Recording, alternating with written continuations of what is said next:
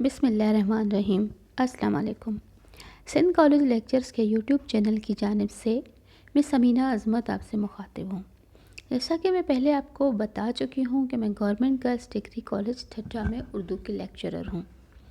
آج یہ میرا اس فورم سے دوسرا لیکچر ہے۔ اس کے لیے میں نے گرامر کی کچھ اصطلاحات کا انتخاب کیا ہے جنہیں ہم تشبیہ اور استعارہ کہتے ہیں۔ عزیز طلبہ، دوران تدریس اکثر میں نے دیکھا ہے کہ آپ لوگ تشبیہ اور استعارہ میں کنفیوژن کا شکار رہتے ہیں اور ان میں فرق سمجھ نہیں پاتے۔ میری کوشش ہے کہ ان کی وضاحت کچھ اس طرح سے کروں کہ یہ اچھی طرح آپ کو سمجھ میں آ جائے۔ میں پہلے دونوں کی تعریف، مثالیں اور بعد میں ان دونوں کے درمیان فرق بیان کروں گی۔ تو پہلے آتے ہیں تشبیہ کی جانب۔ کسی چیز کو کسی خاص صفت کی بنا پر کسی دوسری چیز کی مانند قرار دینا۔ اس میں خوبی یا خامی دونوں آ سکتی ہیں۔ تشبیہ عربی زبان کا لفظ ہے۔ اچھا، مزید اس میں ذرا تفصیل ہے کہ اس کے کتنے ارکان ہیں وغیرہ، لیکن اس پہ میں بعد میں جاؤں گی۔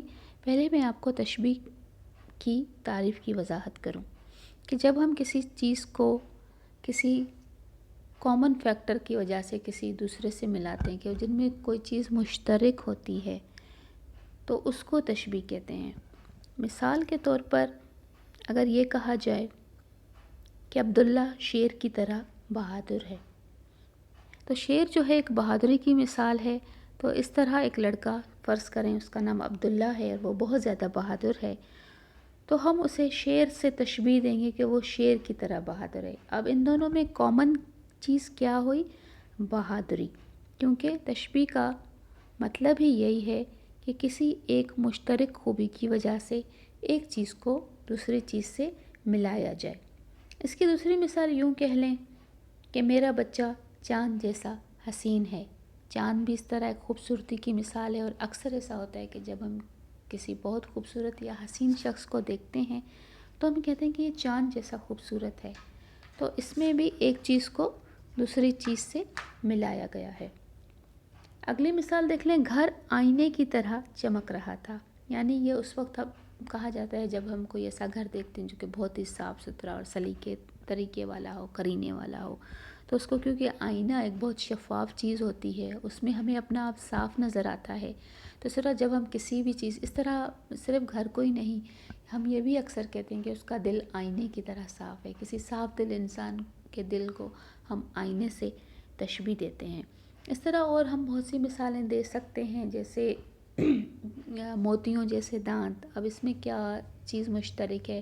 چمک مشترک ہے، کیونکہ موتی ایک چمکدار چیز ہیں، تو اگر کوئی چمکدار چیز ہو تو ہم اس کو موتیوں سے تشبیہ دیں گے۔ پھول جیسا بچہ، موت کا پنجہ، کیونکہ یہاں پر جو مشترک چیز ہے وہ ایک درندے کی ہم کہہ سکتے ہیں کہ جو ایک جانور، جو ایک جنگلی جانور ہوتا ہے، اس کا پنجہ، کیونکہ اگر وہ کسی انسان پہ حملہ کر دے تو اس کے پنجے سے انسان نہیں بچ سکتا۔ اس طرح موت بھی جب انسان کی آتی ہے تو وہ اس کو پنجہ مار کے جھپٹ لیتی ہے۔ غم کا پہاڑ، اب دیکھیں غم کا پہاڑ یہ نہیں ہے کہ سچ مچ کا کہتے ہیں کہ اس کے اوپر غم کا پہاڑ ٹوٹ پڑا، تو اس کا یہ مطلب نہیں ہوتا کہ اس کے اوپر سچ مچ کوئی ماؤنٹ ایوریسٹ یا قراقرم گر پڑا، مطلب بہت بھاری چیز سے تشبیہ دی ہے۔ اس کا مطلب یہ ہے کہ وہ غم اتنا بڑا ہے کہ وہ پہاڑ جیسا بھاری ہے۔ میں امید کرتی ہوں کہ آپ کو یہ سمجھ آیا ہوگا۔ اب ہم آتے ہیں استعارہ پر۔ استعارہ کے لغوی معنی ہوتے ہیں ادھار لینا، یعنی تشبیہ میں یہ ہوتا ہے کہ ہم ایک چیز کو دوسری چیز جیسا قرار دیتے ہیں، لیکن استعارے میں ایک چیز کو ہو بہو دوسری چیز مان لیا جاتا ہے۔ اس کو میں دوبارہ دہراتی ہوں، تشبیہ میں ایک چیز کو دوسری چیز جیسا قرار دیا جاتا ہے جب ان میں کوئی خوبی یا صفت مشترک ہو، لیکن استعارے میں ایک چیز کو ہو بہو دوسری چیز مان لیا جاتا ہے۔ اب اس کی مثال اس طرح ہم وہی جو جملے میں نے کہے تھے تشبیہ کے لیے، ان میں سے میں کچھ دوبارہ دہراتی ہوں کہ اگر ہم تشبیہ دیں گے تو ہم کہیں گے عبداللہ شیر کی طرح بہادر ہے، یعنی ہم عبداللہ کو شیر سے ملا رہے ہیں۔ لیکن بعض دفعہ ایسا ہوتا ہے کہ ہم کسی شخص کو ڈائریکٹ ہی اسی لفظ سے مخاطب کرتے ہیں براہ راست، جیسے میرا شیر آ گیا، میرا شیر، مطلب کوئی باپ ہو وہ اپنے بیٹے کو جب دیکھتا ہے تو فخر سے کہتا ہے میرا شیر آ گیا۔ تو اس میں یہ نہیں ہوتا کہ وہ بچہ یا لڑکا وہ شیر ہی ہوتا ہے، لیکن یہی چیز استعارہ ہے کہ کسی چیز کا نام دوسری چیز سے اس طرح لینا کہ اسے سمجھ آ جائے کہ شیر کیوں کہا ہے۔ اگر ہم جیسے کہتے ہیں شیر آیا، شیر آیا، تو کسی لیڈر کو کہا جاتا ہے، کسی بہادر شخص کو کہا جاتا ہے، وہ اس لیے کہا جاتا ہے کہ یہ اس کی آپس کا جو رشتہ ہوتا ہے وہ ایک مشترک خوبی کا ہوتا ہے کہ شیر بہادر ہے، اور جس شخص کو ہم شیر کہہ رہے ہیں کہ اس کا مطلب ہے کہ بہادر ہے۔ جس طرح شعر و شاعری میں بھی ان کا استعمال ہوتا ہے، کس شیر کی آمد ہے کہ رن کانپ رہا ہے۔ یہ مصرع جو ہے یہ حضرت عباس علیہ السلام سے منسوب ہے کربلا کے حوالے سے، کہ کس شیر کی آمد ہے کہ رن کانپ رہا ہے، تو وہاں کوئی سچ مچ کا شیر نہیں آ رہا، وہاں کوئی ایسا شخص آ رہا ہے جو شیر جیسا بہادر ہے اور ہم اس کو شیر کہہ رہے ہیں۔ اسی طرح تشبیہ میں نے آپ کو ایک جملہ بتایا تھا کہ میرا بچہ چاند جیسا حسین ہے۔ جب ماں اپنے بیٹے کو یا بچے کو، چاہے وہ لڑکا ہو یا لڑکی ہو، تو وہ محبت سے کہتی ہے کہ میرا بچہ چاند جیسا خوبصورت ہے۔ لیکن وہی ماں کبھی کبھی اپنے بچے کو میرا چاند یا چندہ بھی کہہ کے مخاطب کرتی ہے، میرا چندہ، میرا چاند، تو اس سے مراد وہ بچہ ہوتا ہے، وہ سچ مچ کا چاند نہیں ہوتا، لیکن یہ بات سمجھ آتی ہے کہ ماں اس کو محبت سے چاند کہہ کے مخاطب کر رہی ہے۔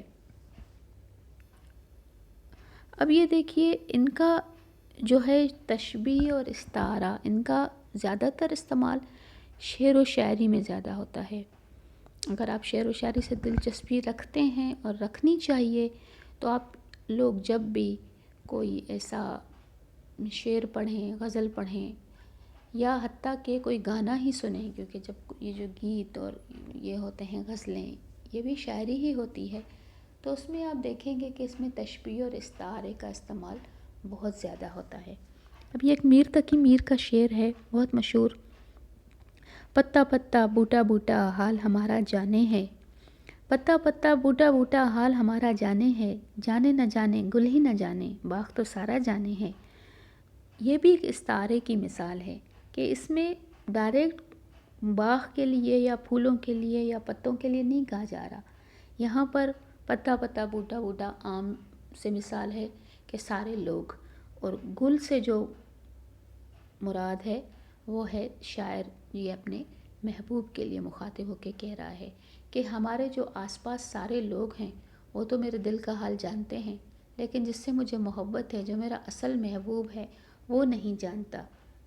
تو یہاں گل سے مراد محبوب ہے، اور باغ تو سارا جانے ہے، یعنی باقی سارے جہان کو علم ہے، ایک اسے ہی علم نہیں ہے۔ اب اس کی اگر ہم استعارے کی اور بھی مثال دیں تو آنسوؤں کا دریا، آنسوؤں کا دریا بہہ جانا، ظاہر ہے کسی کے آنسوؤں سے دریا نہیں بہہ جاتا، یہ ایک مثال ہوتی ہے کہ اگر کوئی بہت زیادہ رو رہا ہو یا روانی سے رو رہا ہو تو اس کو کہتے ہیں آنسوؤں کا دریا بہہ گیا۔ بتے ہر جائی، اگین یہ سنگ دل محبوب کے لیے لفظ استعمال کیا گیا ہے۔